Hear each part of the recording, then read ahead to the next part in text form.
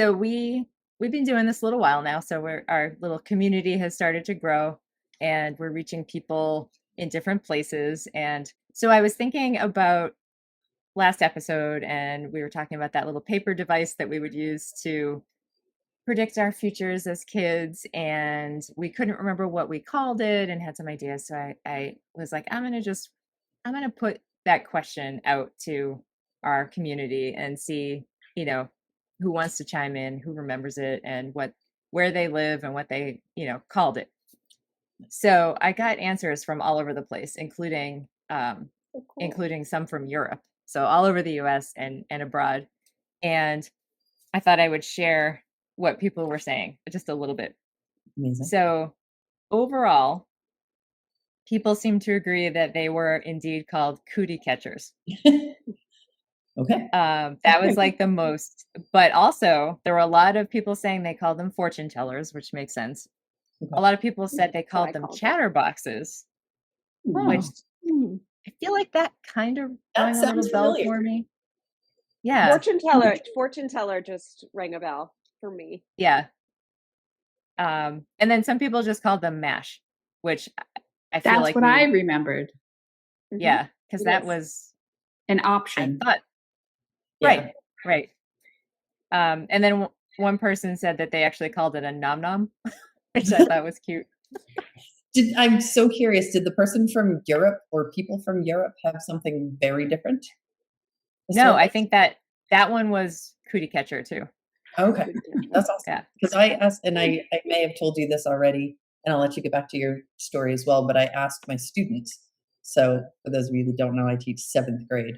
So I have a great group of kids, and I asked them, and one person said cootie catcher, and I was like, I bet I know how old your parents are. And then I had several other kids just call them fortune tellers, but then they also made me a bunch. So I'll save That that. is so cool. I love it.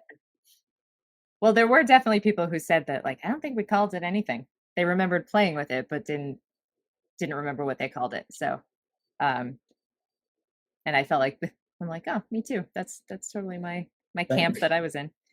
Mhm. People did confirm that kids today are still making them. So not just your students, Lisa.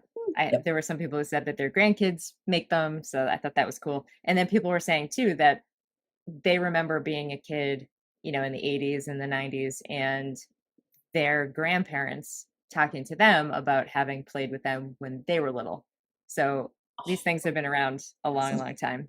And what I thought was cool was that it just really sparked some nostalgia for people. I think it was one of those things people really haven't thought about in years. And then it was just like, oh, yeah. And then little side conversations were going on. And yeah, it was pretty cool. I I don't definitely would not have remembered them, but now that you guys are showing me and bringing it back, I certainly do. And as a side, Lisa, I'm really glad your students made you some instead of telling you that there's now an app for that, because that really would have killed me. So really glad to hear Yeah. that there's not like a cootie catcher app. So I did, fantastic. although to be fair, I think a couple of years ago, I found out that the game MASH, which we talked about last week as well, I do think that there's a app for that. Oh, stop. I don't want to Uh, talk about I that. No think way. that it exists and it's called the same thing. But this is so like, I'd rather think about kids playing with paper. Yes, for those of absolutely. you not watching, I have probably 15 of these in my presence now. I brought them all home. What I So did did was I they took them just they knew how to make them, or did you have to show yeah. them? So they're No, I still doing said, this. I said, I feel like you guys would know. There was this thing when I was a kid that we used to make, and I made the motion with my hand, Uh-huh. and it was over. Like they were like, "Oh my god!" and started talking, and then I had to leave to go to a meeting. So they were in my classroom with another like co-teacher, and I said, I would love it if you guys could make some because then I can send them to my friends and just remind them of our childhood. And they were like, we got you. And I came back in and there was like a pile on my desk. Some of them are blank, some of them are filled. They also left me directions on the game MASH. And they like set it up for me and then wrote out the directions of how to actually play. So Oh, that's awesome. like be I'm fun. definitely fangirling a little bit right now too, because Lisa, you're obviously the cool teacher, so I'm so glad to know you. I try. I have pretty cool kids, so it doesn't take a lot of work to be cool in their eyes. That's right. But I made one.